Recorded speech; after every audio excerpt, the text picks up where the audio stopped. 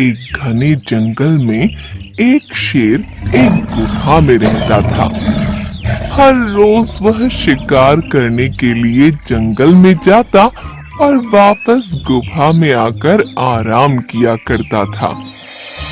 एक दिन कहीं से एक चूहा उस गुफा में आ गया और बिल बनाकर रहने लगा। जब भी शेर आराम कर रहा होता, चूहा बिल से निकलता और शेर के बालों को कुतर जाता। जागने के बाद शेर की जब अपने कुतरे हुए बालों पर नजर जाती तो वह गुस्से से आग बबूला हो जाता। बलशाली होने के बावजूद भी वह चूहे जैसे छोटे से जीव का कुछ नहीं कर पा रहा था। वह चपलता से अपने बिल में घुस जाता और शेर क्रोधवश दांत पीसता रह जाता। एक दिन शेर ने सोचा, इस छोटे से जीव पर अपनी ऊर्जा व्यर्थ करने का कोई फायदा नहीं है। इसे पकड़ने के लिए इसका ही कोई परम शत्रु लाना चाहिए। मैं अभी तुरंत जाकर उसे यहाँ लाता हूँ। और वह गांव जाकर बहला फुसलाकर एक बिल्ली ले आया। हर रोज शेर बिल्ली के लिए ताजी मछलियां लाया करता और प्यार से उसे खिलाता। बदले में बिल्ली शेर के आराम के समय चौकसी करती। बिल्ली के रहते हुए चूहा डर के मारे बिल में घुसा रहता। शेर अब निश्चिंत होकर सोने लगा। बिल्ली रोज ताजी मछलियां खाकर हृष्ट पुष्ट होने लगी। इधर चूहा बिल में घुसा घुसा कमजोर हो चला था। शेर के बाल ही उसका आहार थे। आखिर कब तक वह भूखे प्यासे बिल में पड़ा रहता। एक दिन व्याकुल होकर वह अपने बिल से निकल ही आया। शेर उस समय सोया हुआ था और बिल्ली पास ही बैठकर मछलियां खा रही थी। चूहा बिल्ली को चकमा देकर शेर के पास जाने का प्रयास करने लगा, पर बिल्ली चपल थी। उसने चपलता से चूहे को अपने पंजे में दबोच लिया और मार कर खा गई। बिल्ली खुश थी। वह सोचने लगी, मैंने अपने मालिक की चिंता का सदा के लिए अंत कर दिया। अब शेर मुझे बड़ा गिफ्ट देगा। उसे विश्वास था कि खुश होकर शेर अवश्य उसे और स्वादिष्ट मछलियां लाकर देगा। शेर के जागने पर बिल्ली ने उसे चूहे को मार डालने की बात बता दी। बिल्ली बोली, महाराज की जय हो। आपके नींद में खलल करने वाला अब सदा के लिए मर चुका है। शेर की परेशानी का कारण समाप्त हो चुका था। वह बड़ा खुश हुआ, पर अब बिल्ली उसके किसी काम की नहीं रही थी। शेर ने मन में सोचा, अरे वाह, ये तो बहुत अच्छा हुआ कि चूहा मर गया। अब मैं रोज आराम से अपनी नींद पूरी करूंगा। पर अब चूहा ही नहीं तो इस बिल्ली का क्या काम। उसने उसे भोजन देना बंद कर दिया। बिना भोजन के बिल्ली कमजोर होने लगी। उसे समझ में आ गया कि चूहे को मारकर उसने अपनी उपयोगिता समाप्त कर दी है। इसलिए शेर उसे नजरअंदाज करने लगा। आखिरकार बिल्ली गुफा छोड़कर चली गई। तो दोस्तों, इस कहानी से हमें यह पता चलता है कि हमेशा अपनी उपयोगिता बनाए रखें। मैंने आप सबको इसलिए बुलाया है कि हर साल की तरह इस साल भी जंगल में घोंसले बनाने की कंपटीशन होने जा रही है। तो मैं आप सबको यह विनती करता हूँ कि सब पंछी ज्यादा से ज्यादा संख्या में इस प्रतियोगिता में हिस्सा ले। जो इसे जीत जाएगा उसे इनाम के तौर पर 10 अनाज की बोरियां दी जाएगी। आप सबको 10 दिन का समय दिया जाता है। इधर कालू कौवा सोच में पड़ जाता है। अरे क्या सोच रहे हो? क्या आप कंपटीशन में हिस्सा नहीं लेना चाहते? अरे मैं यह सोच रहा था कि घोंसला बनाने में सबसे अच्छी और मजबूत चीज क्या है। अरे कल मुहे, तू मेरा गोबर चुराएगा? मेरा? चल भाग यहाँ से।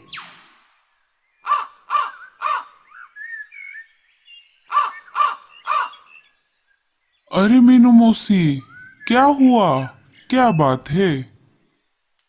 देखो ना कालू, ये परदेसी पंछी मैंने जमा किया हुआ गोबर चुरा रहा था। ये बांस टूट गया पर उसका सिर नहीं टूटा। मीनू मौसी के ऐसा कहने पर कालू कौवे के दिमाग की बत्ती जल जाती है। क्यों ना मैं मेरा घोंसला बांस की लकड़ी से बनाऊं? ऐसा सोचकर कालू बांस की लकड़ी जमा करने लगता है। इधर लाडो चिड़िया और रानो चिड़िया ने मिलकर लकड़ी का आधा घोंसला बना लिया था। टूनी चिड़िया ने भी अपना मोम का घोंसला बना लिया। मीनू मौसी का गोबर का घर भी बनकर तैयार था, परंतु उसे सूखने में थोड़ा समय बाकी था। अरे ये गोबर का घर सूखने का तो नाम ही नहीं ले रहा। कल तो कंपटीशन का आखिरी दिन है। कालू जी, हमारा बांस का घर तो बनकर तैयार है, फिर आप ये क्या बना रहे हो?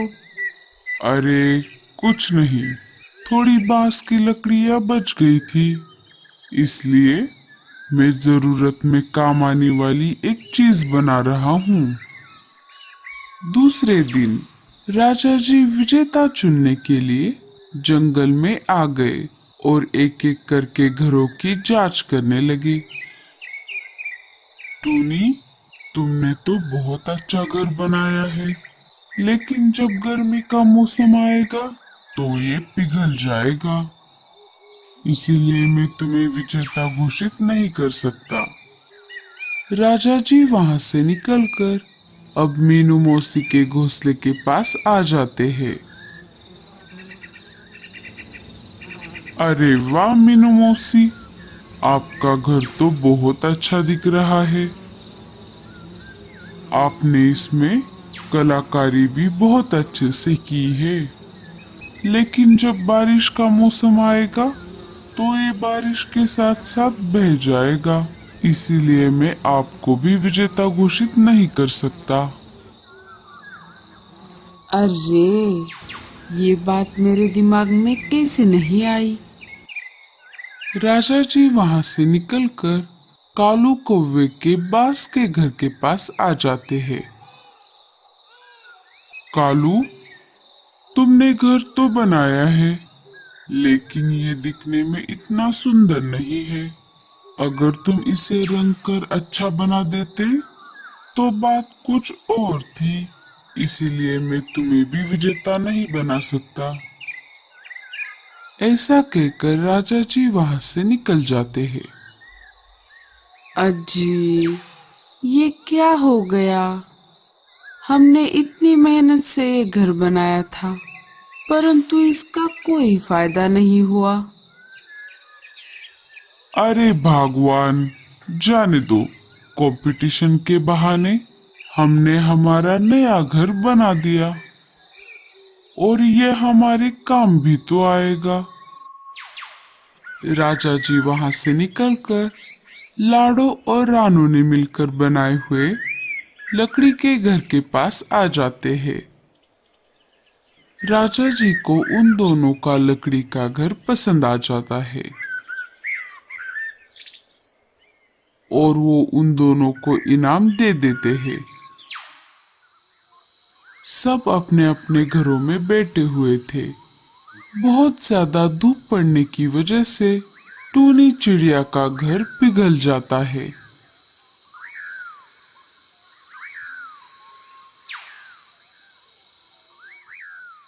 टूनी मीनू मौसी के घर आ जाती है। अरे टूनी, मैंने तुम्हें पहले ही कहा था कि मोम से घर मत बनाओ, पर तुमने मेरी बात नहीं मानी। दोनों बातें कर ही रही थी कि तभी रेडियो जंगल पर खबर चलने लगती है। नमस्कार, प्रस्तुत है समाचार संध्या। सुनो जंगलवासियों, अभी अभी आए हुए खबरों के अनुसार आज शाम को जंगल में तेज बारिश हो सकती है, तो सारे पंछी सतर्क हो जाए और अपने अपने घरों में ही रहना। अरे बाप रे, ये क्या नई मुसीबत है। मुझे तो लगता है हमें ये जंगल छोड़ देना चाहिए और किसी दूसरे जंगल में जाना चाहिए जहाँ पर कम बारिश होती हो। इस वर्षावन में रहना ही बहुत बड़ी सजा है। जब भी बारिश यहाँ पर आती है, बारिश के साथ साथ कोई ना कोई मुसीबत आन पड़ती है। मीनू मौसी, वो सब छोड़िए, अब इस समय हमें आने वाले संकट के बारे में सोचना चाहिए। बारिश में ये घोंसला भी गिर जाएगा। अब हम क्या करें?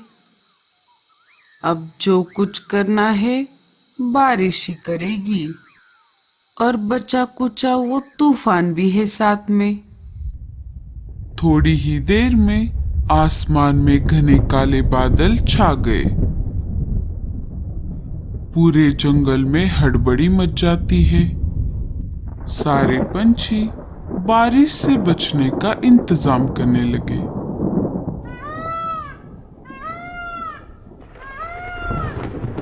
थोड़ी ही देर में तूफान के साथ साथ बारिश भी शुरू हो गई। कालू जी, बाहर तो बहुत तेज बारिश हो रही है। क्या हमारा बांस का घर इसे सह लेगा? हाँ गोरी, तुम देखना, हमारे घर को कुछ नहीं होगा।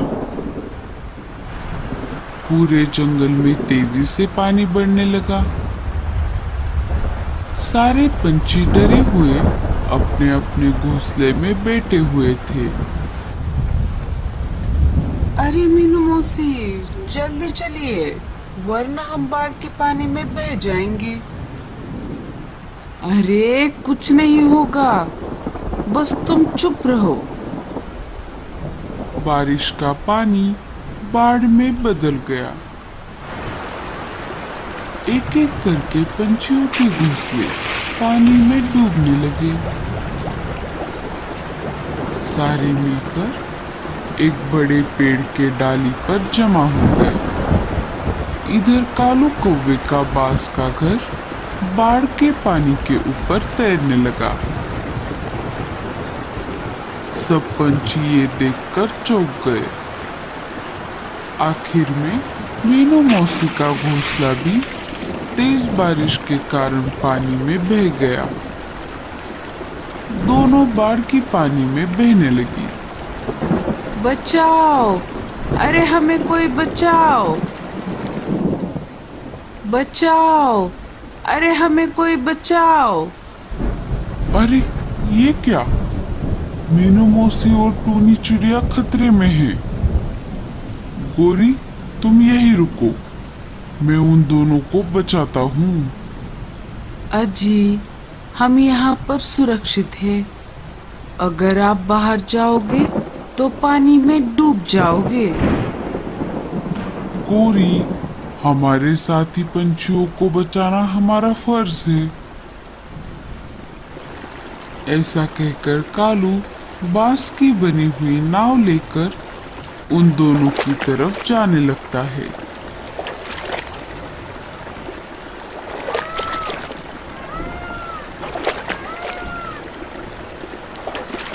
मीनू मौसी, टूनी, जल्दी से इस नाव में चढ़ जाओ। कालू कौवा उन दोनों को लेकर दूसरे पंछियों के पास आ जाता है। सारे बाढ़ का पानी कम होने का इंतजार कर रहे थे। कुछ समय बाद बारिश कम हो गई और बाढ़ का पानी भी धीरे धीरे कम होने लगा।